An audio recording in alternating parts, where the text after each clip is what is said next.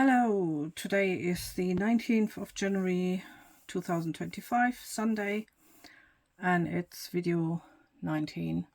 So I've shown you this watercolor paint set in another video already, and today's subject is you don't know what you don't know, and there are really no stupid questions. So I joined a watercolor group and someone showed this.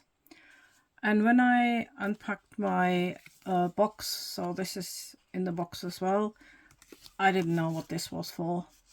And then someone shared what they did. They had a bigger box and a bigger piece of paper. And maybe you think that's funny and you already know what this is used for, but I had no idea. And if you also have no idea, then there's something to learn. So this card shows you the picture, how the colors appear in a way, but if you compare it, it's not even exactly the same color. You can see this looks a bit more greener than the color in there. So what I wasn't really aware of, when you put it on paper, it looks even different to how it looks in those boxes. So what you're supposed to do is that you make your little samples by putting, I don't know if that's like, can you see these lines? I'll show you a bit better.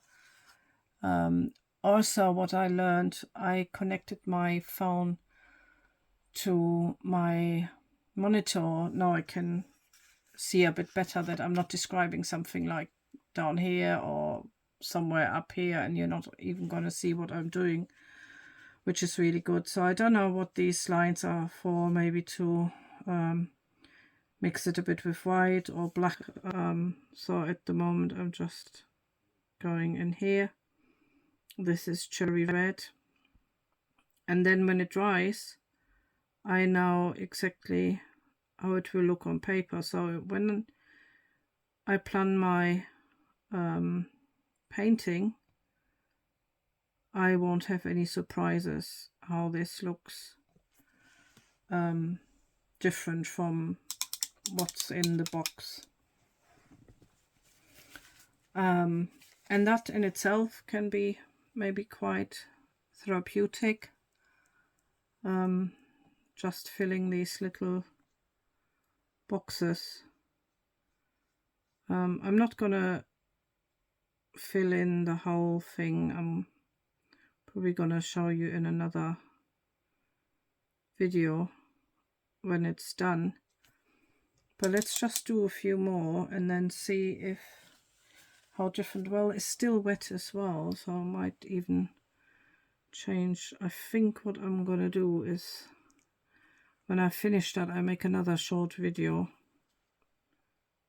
and then can show you when it's dry what the difference is. And I have to say, have got my eye issues, and that's, to be honest, that's not too easy to paint there. So I don't know what I'm gonna do with this. Probably need better glasses, but you get the idea. So when you put it against there, then you will be able to see what the difference is. But I will find out what these lines are for and tell you the next time. And I just wanted to say something about what I discovered tonight, because I was a bit more anxious today and I wanted to do a lot more things than I managed to do.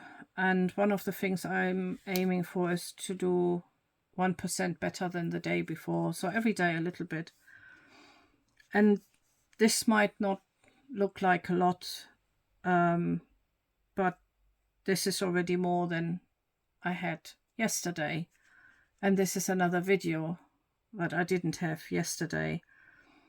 So if you also get overwhelmed because you're actually committing to 2 big projects, which we sometimes think that's just a task, but it's actually a project, not a task. So for example, filling the whole sheet could be a project, and then each of these is a task. But if we put too much pressure on ourselves, we get disheartened because we don't realize that the whole sheet could be too much, and then we feel like a failure. But I thought, how small is 1%? And that for me is one. I started. This can be 1%. I started, and it will be easier. I feel again really fatigued. And one thing I've learned with my chronic illness is there's really not benefit in pushing myself, and it's so much better to do small steps and celebrate small wins, and like just looking at my palette, having it taken out of the box and starting with 3 colors. Maybe that's all I can do today. It's quite late. Again, I don't even know what time it is. I don't know where my wooden clock is, but it's late and I'm tired. And I hope you were able to be creative today. And if not, let that be okay with you, and try again tomorrow. And don't push yourself too much, and celebrate really small steps. Thank you.